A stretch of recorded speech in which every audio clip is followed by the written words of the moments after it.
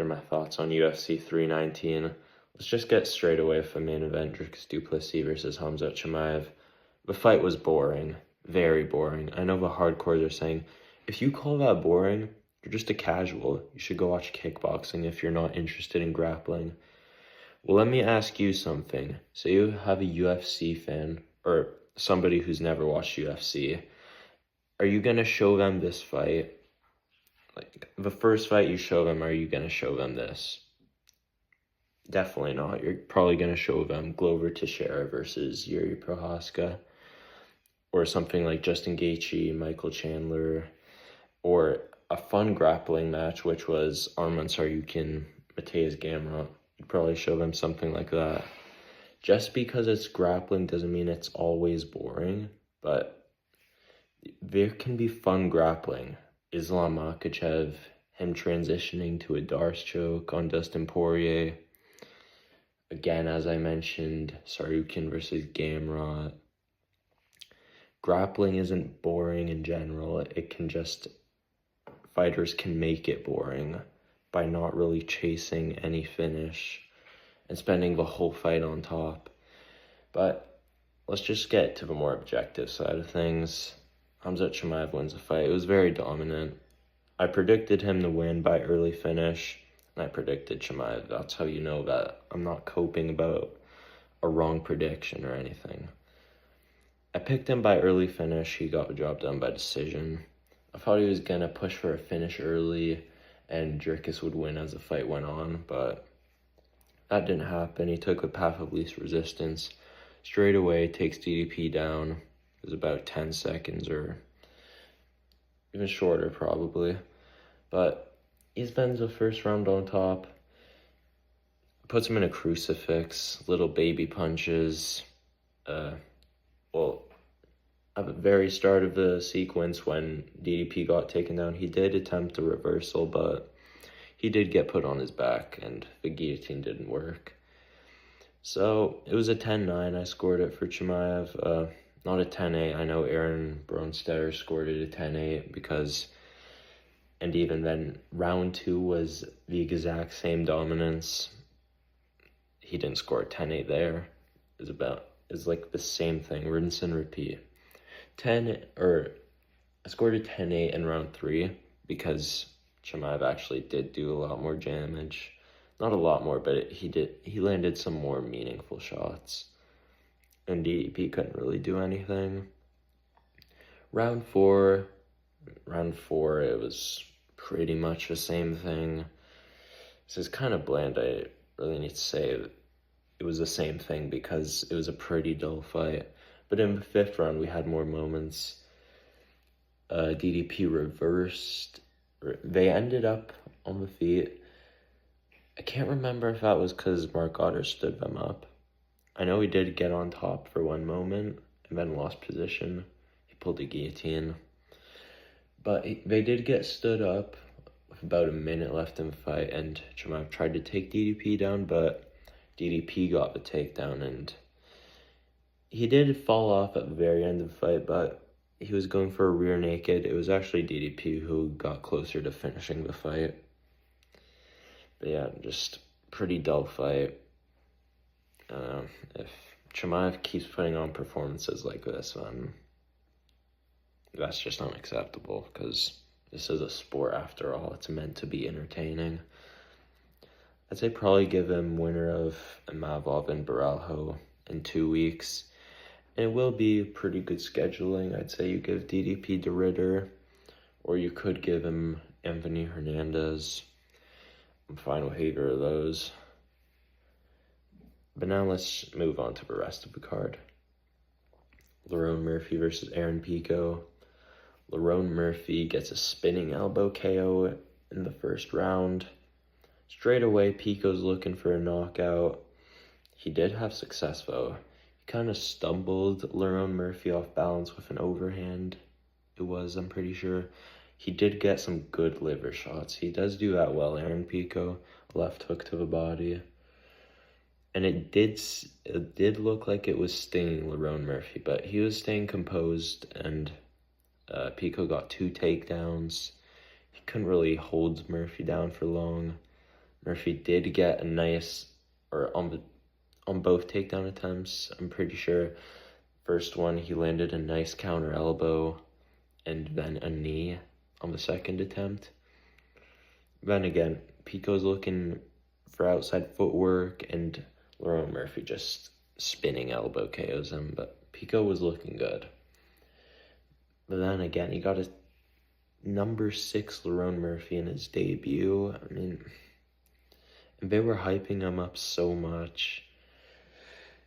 I kind of feel bad for Aaron Pico because he was looking good too, but I don't even think he should get a ranked opponent next. But I am still looking forward to his next fight. I do see a lot of finishing potential in him, but for Lerone Murphy, he's probably going to get a title shot. I mean, maybe Movsar Evloev gets a title shot instead, but Murphy did take the call on 3 weeks' notice to fight Aaron Pico, who Evloev was supposed to fight, so I'd say probably give it to Lerone Murphy. Volkanovski in December. That's what Volkanovski, he tweeted that on Twitter. Now let's talk about Jeff Neal, Carlos Prates. Again, spinning elbow round 1 KO. Carlos Prates gets it done.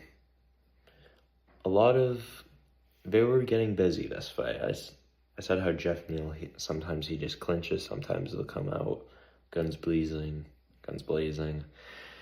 And yeah, they went to war. They had a 1-round war this fight.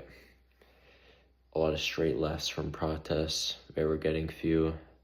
A few knees to the body.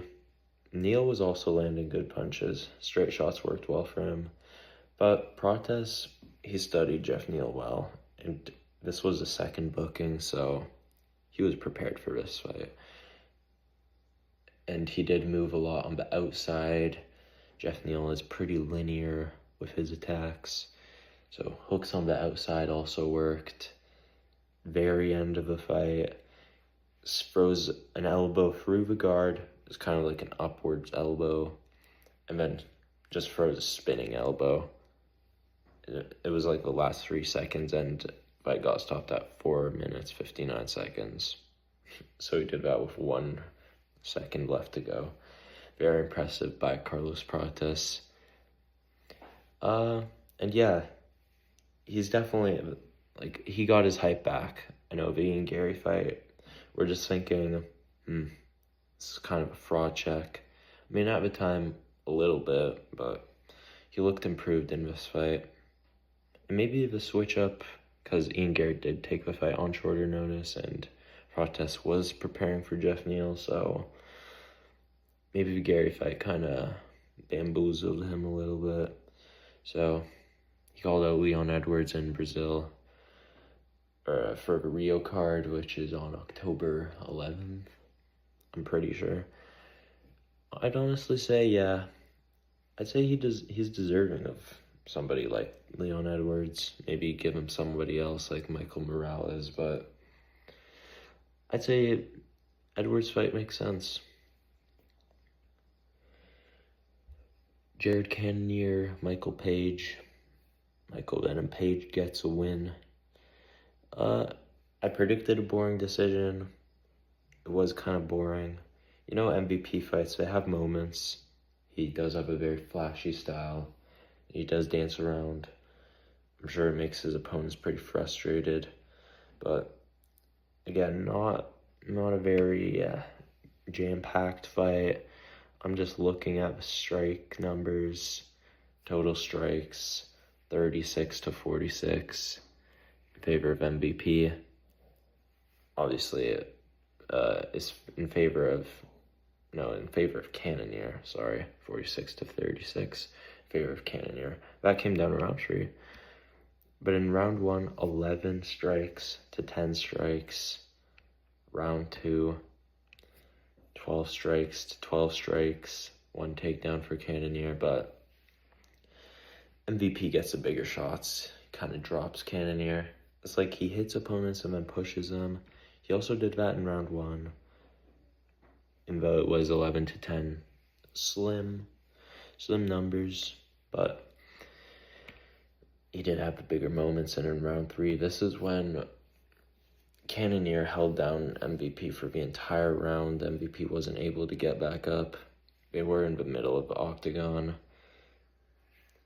And Cannonier got some ground and pound off. Not much, though. Not the biggest strikes. It was 24-13. But Page, he was doing pretty good at the start of the round. He was throwing more kicks. But, yeah. That's the thing with MVP. A good grappler could probably get him out of there, but he does look to be improving. His takedown defense is pretty good, but at middleweight and some of the stronger grapplers up there, it's a bit concerning. But on the feet, I feel like he can outstrike anyone. And I mean anyone. A lot of people calling for a protest fight. I don't think he should do that.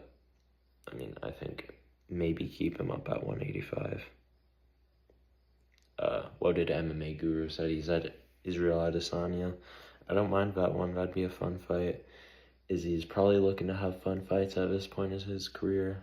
So I'd say you should do that one for Cannonier. Probably give him somebody down the rankings. I don't know if he should welcome an unranked fighter into the middleweight division, but you could give him somebody ranked. There's Roman Dolidze, there's Brendan Allen, there's Roman Kopylov. Or is that Abbas Magomedov, who's ranked number 15? I'm not sure. Abbas Magomedov is fighting Joe Pyfer, though, so... Anyway, the fight had moments. Tim Elliott versus Kaya Sakura. Tim Elliott gets the win in the big 25. By submission in round 2, it was a guillotine, mounted guillotine. I had Kaya Sakura winning this fight by flying knee KO in the first round. That was my prediction, but it didn't happen, as you can see. But Asakura, I did have him winning round 1. Stinging shots for Tim Elliott. I know a very awkward style for Tim Elliott, the way he strikes, but I don't feel like he's untouchable. But anyway, Asakura gets his big shot. He gets some big shots in round 1. He got taken down at the very end of the round, so I'm sure that made him more hesitant in round 2. And he kind of overextended, got taken down by Tim Elliott. And then he tried to escape and just put his head in a guillotine. Asakura kind of needs to work on his grappling. And then he'll be less hesitant on the feet. He's going to be better. He's going to be more devastating. Asakura needs to grind. He needs to grind out grappling in the gym. But Tim Elliott gets a win. He was last year in December of 2023, it was. So, interesting to see him get wins. Beislinger, Susarkaev versus Eric Nolan. Susarkaev wins the fight. This was a short notice fight, put together, I think it was like 4 days or something. Susarkaev fought on Tuesday of last week. Pretty insane. And then he took a fight on UFC 319. Eric Nolan came in on short notice, up a weight class into the UFC. So both were debuting here, and round 1, Susarkaev's kind of doing this thing, like taunting a little bit, throwing kicks. And then at the very end of the round, Eric Nolan really badly hurt Susarkaev with hooks around the guard, and he almost gets him out of there, but Susarkaev kind of got saved by the bell a little bit. He was very badly hurt. Round 2, Susarkaev targets the legs of Eric Nolan, and it does hurt him pretty bad. And then that obviously opens up a takedown, and Susarkaev gets a rear naked choke in round 2. But they put on a scrap. Say definitely keep Eric Nolan in the UFC. Susarkaev, I'm not sure what's next for him. You definitely have to build him up because he did almost get fraud checked. And yeah, keep Eric Nolan in the UFC. He's gonna be down at welterweight. Should look better there. Gerald Meerschaert versus Michal Oleksiejczuk. Michal Oleksiejczuk gets a win by TKO in the first round. This was my exact prediction, I think. Obviously, we know if it made it to round 3, then it would be Meerschaert's fight, but Oleksiejczuk just finds a KO, drops Meerschaert pretty early in round 1, but, it was kind of like, there wasn't much on the knockdown, so it kind of lets him back up. And then later in the fight, it was a 3-piece. It must have been a jab 2-3 or a 2-1-2. But yeah, that's the end of the fight, and Gerald wasn't looking good, and they needed to stop that. So good for Oleksiejczuk. Lupi Godinez and Jessica Andrade. Lupi Godinez wins the fight. She had a very good start in rounds 1 and 2. She kind of picks Andrade apart a little bit. She landed some good knees, some kicks. Couldn't get a takedown until the second round. She got some work done with that. Her boxing looked pretty good in this fight. But then Andrade in round 3, she kind of bullies Godinez. Not a 10, but was heading to a 10-8. With some more damage, I could see a judge giving that 10-8, but Godinez just had too good of a start. She got the win 29-28 with some trouble in round 3. Alexander Hernandez, Chase Hooper. I went with Chase Hooper to win this one. Little did I know, he was kind of only fighting the old guys.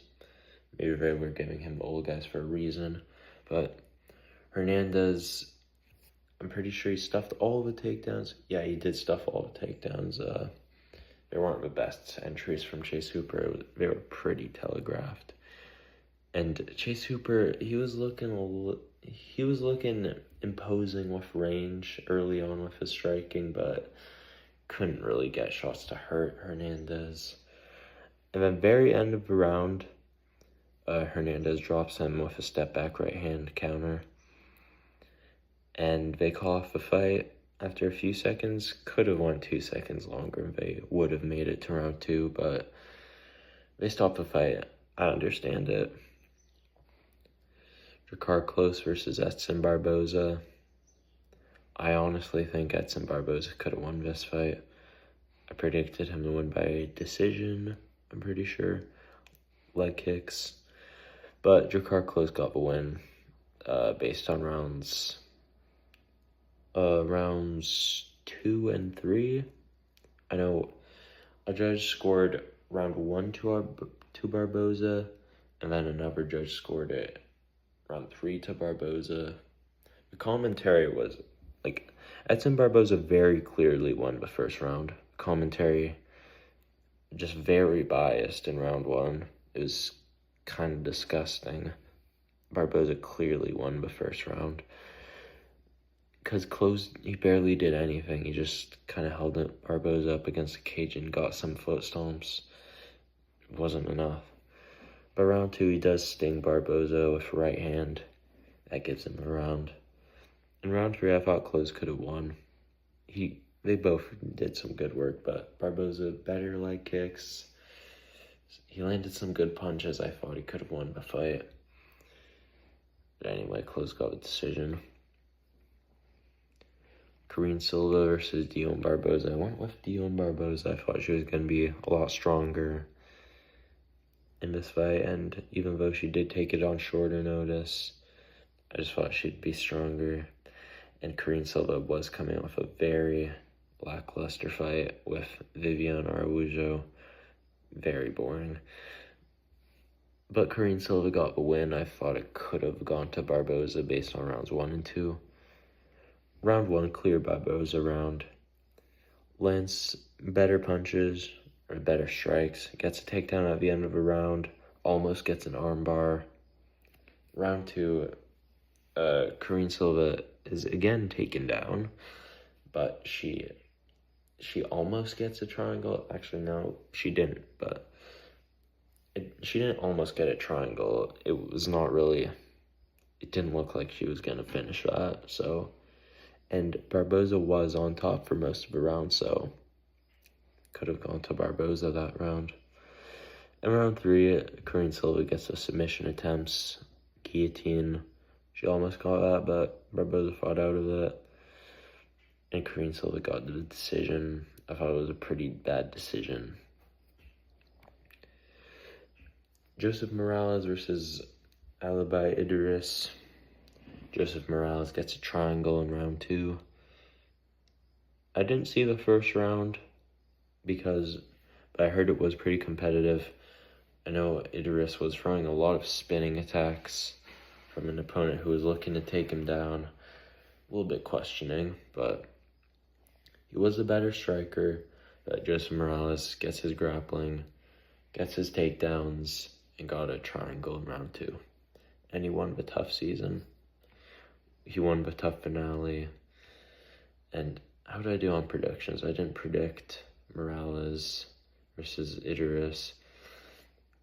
I got Corinne Silva wrong, Andrew Carcote and Edson Barboza wrong.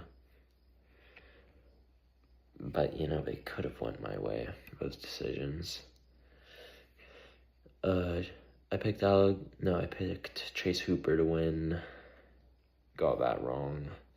So 0-3. I picked Godinez to win. 1-3. I picked Oleksiejczuk to win. 2-3.